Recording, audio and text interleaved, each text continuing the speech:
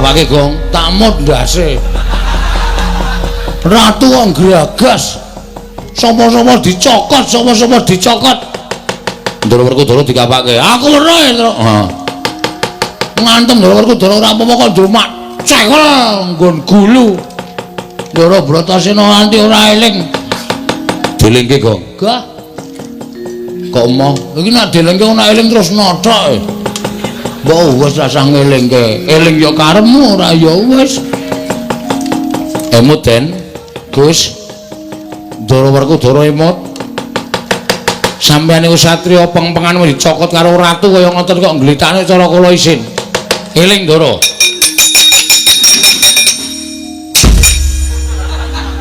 kok kowe bener Bagong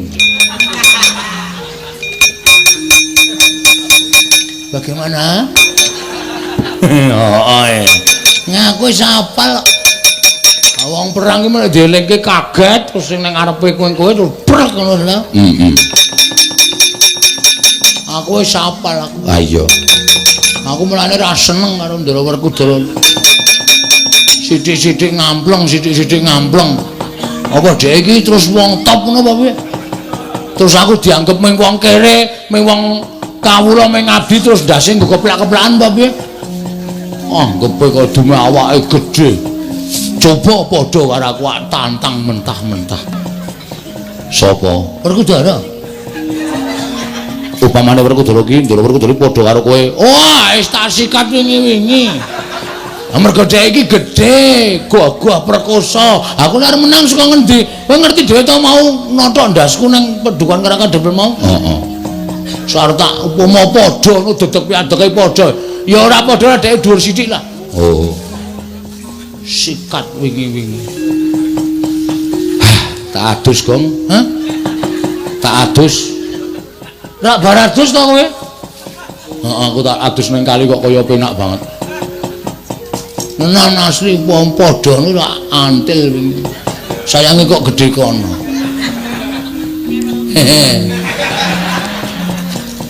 sapa sing padha karo kowe Petro kok aku Petro mosok karo sampean kok wani ya ora mungkin wah aku wit mau nang kene wis krungu kabeh wo iya piye dirampungke saiki apa piye tak rampungke dhewe mawon pun mboten sadewange pun bejo cilaka bungasa tak rampungane dhewe wah Ponokawan edan karo Bendara arep wani sampean ya plak-plak kok kali kula sampean ora plak-plak tak lamun kula ngrasani elek mula sosok niku ora sok dasdes sirah disembah anak bojone nang omahe nang ngene nggo keplak-keplakan tuwa kula karo sampean yo sak kepenake dhewe ora nek kuwalat piye aku ngerti cilikmu ning kowe ora ngerti cilik aku wah ya wis piye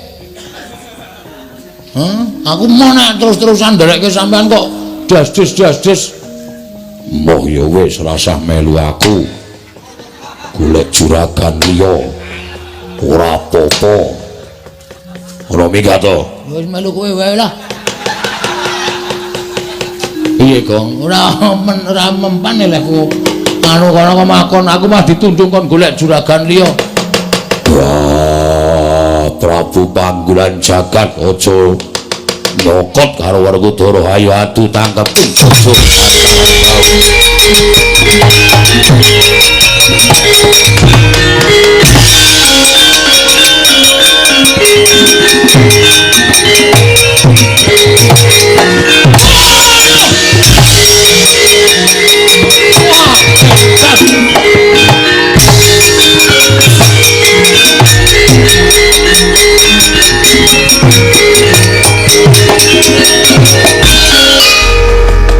menungso ora tatanan kekuatane ngedap bibiyo wah saben sikile diuncalke lah kok tumomo ning dada sesek sumrebet panonku kaya ora weruh kiblat Raden aja mbok kira aku mung tekan semene kowe kuat nadai pusakaku Kyai Candrawirayang kowe iso urip kena Candrawirayang cilike kowe iso ngadeg aja dundang Prabu Panggulan Jagat. Lakon tak timbani pusaka Candra Wirayang kowe gletak ora eling dadi bandaning Prabu Panggulan Jagat keparep.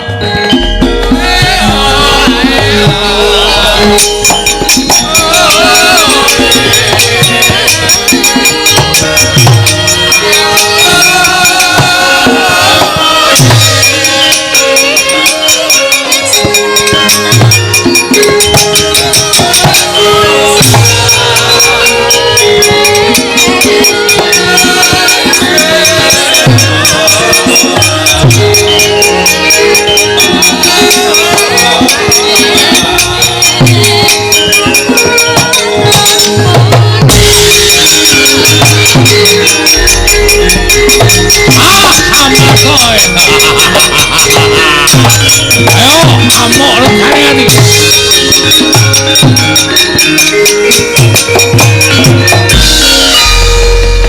Kena pusakaku kelumpruk tanpa daya. Nadan ora tekaning pati, nanging kowe ora duwe kekuatan pepes bayu kang tapis Werkudara. Prajurit bondo tangane krincung sikile leboke bakun jalan si Werkudara. Iya.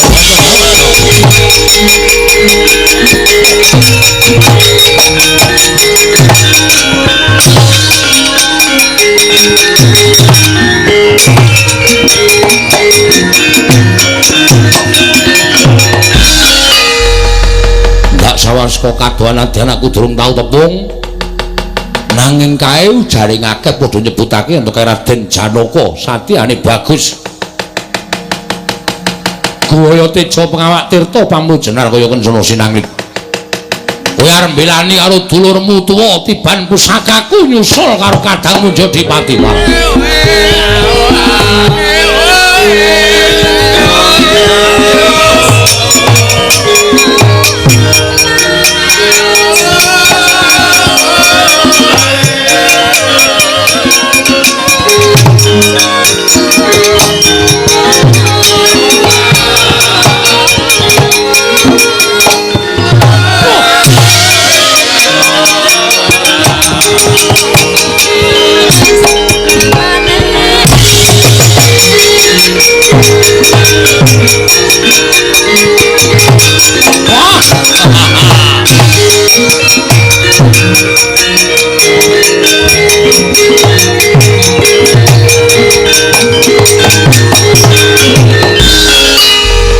Tiban pusakaku ora eling Purwoduk Sina kowe Janaka. Alah dalan nadyan kowe kondang dari langing jagat lan curing bawana.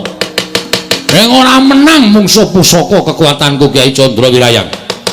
Prajurit iki leboke bakun jalan dadekke siji karo kadang itu.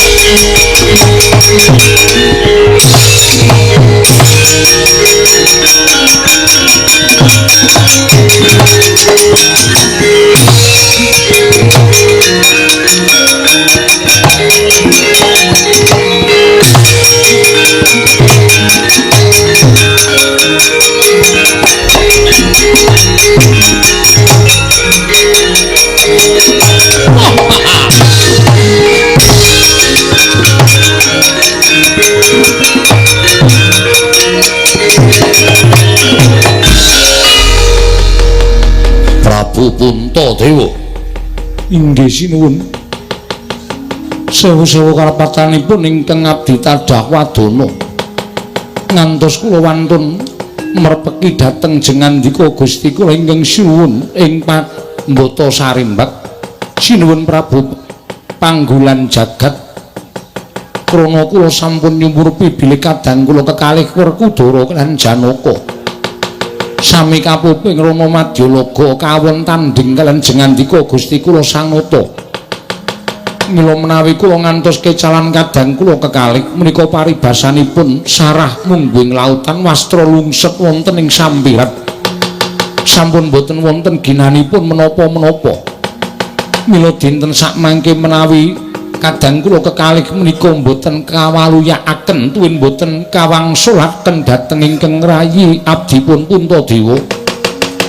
Pengajaping manah kula mboten nedya gesang nanging malah nedya sumusul dhateng kadang kula kekalih sinuwun. Wah, dalah bagus. Yen ngono kowe banget tresna karo adimu Sakulon Werkudara Padane Janaka ingkang kula tak rangket. Ingkang padha tak bondo, tangane tak krincung sikile wis ora iso glawat. Babar pisan monggo kula aturi bondo ingkang abdipun Puntadewa. Katunggalna kaliyan para Pandhawa sanesipun lajeng sakmangke ginanipun menapa menawi kula gesang menika namung ijen datan para wak. Mboten wonten sederek miwah mboten wonten kadang. Kula ingkang saking menika kula pasrah bongkokan dhateng Paduka Gusti kula ingkang Sun Prabu Panggulan Jagat. Prajurit bondo lebake patunggalan.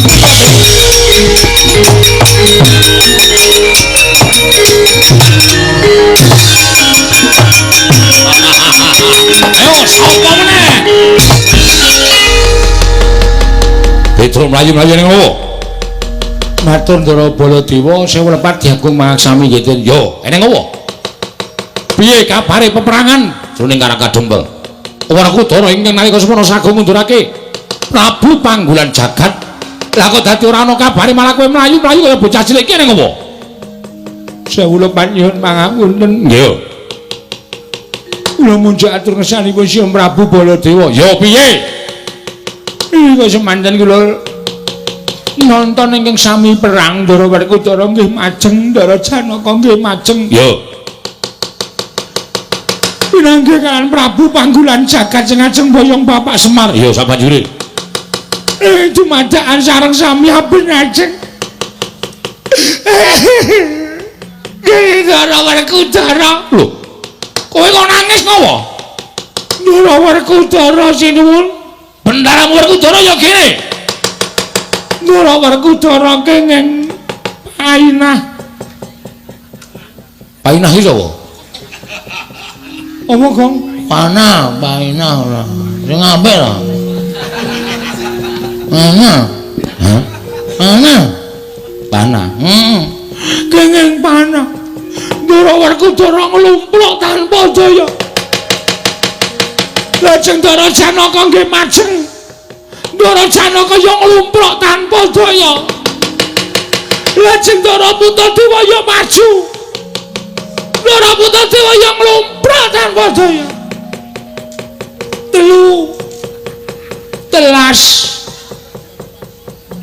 Telu entek piye? Telung piring entek. Gong ora sembrono ah. Gong ora sembrono to, pancal raimu. Ya wis. Terus.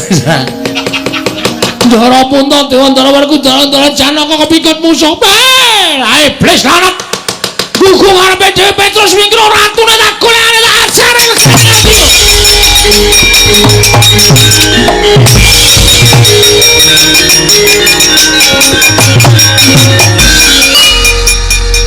Ning mlayu kok dadak nyampar rai lho. Mesti kulino aku. Lamit. Ya ngopo iki ora? Dadak nendang barang ora. Nendange ra bener. Tak paske mata entuk pipi. Oh ketegelen kowe go nek ngepaske mata kuwi. Men sakan kowe. Hati-hati ya Gong, muga-muga Ndara Baladewa ki iso ngrampungi karya Den. Ngatos-atos Ndara.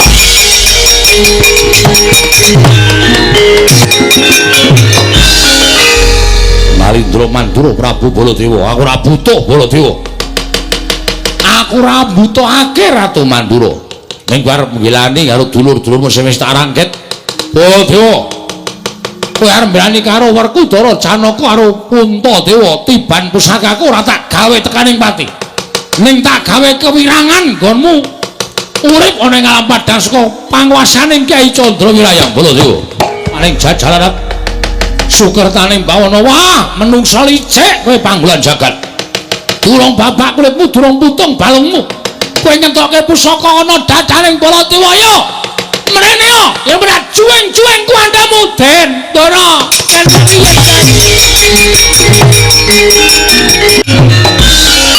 Petro ngopo Petro? Petro ngopo? Sampeyan kok mboten krasa. Sampeyan le tumbas jaket teng pundi? Jaket-jaket dengkulmu mlotot iki aku arep nesu. Nggih, ning sabar iki. Mengko nek sampeyan ngerti niku mesti sok. Kucinge sapa ya, Tru? Kucinge sapa dengkulmu mlocot ora? Apa iki? Anggodo, Anggora. Ngarani anggora kok anggodo, anggodo iki munyuk kok. Sing riwu-riwu lho. Ha iya kae anggora. Oh gedhe tenan iki jumbo iki. Kowe ngerti ora gong iso apa gong? Mbah. Den, piye? Ngerti ra? Lho. Kok iso ngono-ngono? Aku dhewe ya ora ngerti. Ning Prabu Panggulan Jagat kok ngeculke selang biru. Mana? Selang. Iki apa kaya ngene?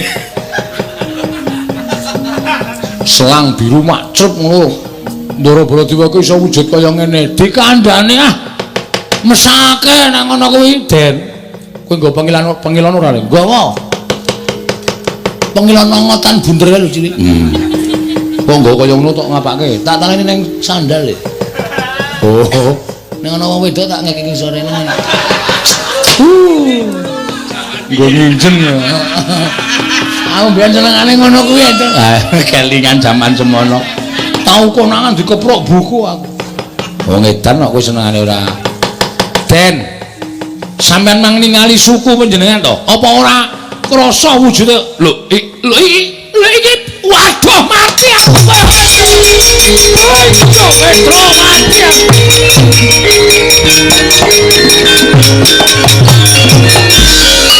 Waduh mati Petro ini aku piye iki? Petro iki aku dadi kaya ngene iki piye Petro? Kula dhewe ya ora ngerti. Iki sampean kenging panah nesu-nesu wae terus ngerti-ngerti wonten kebul makbul.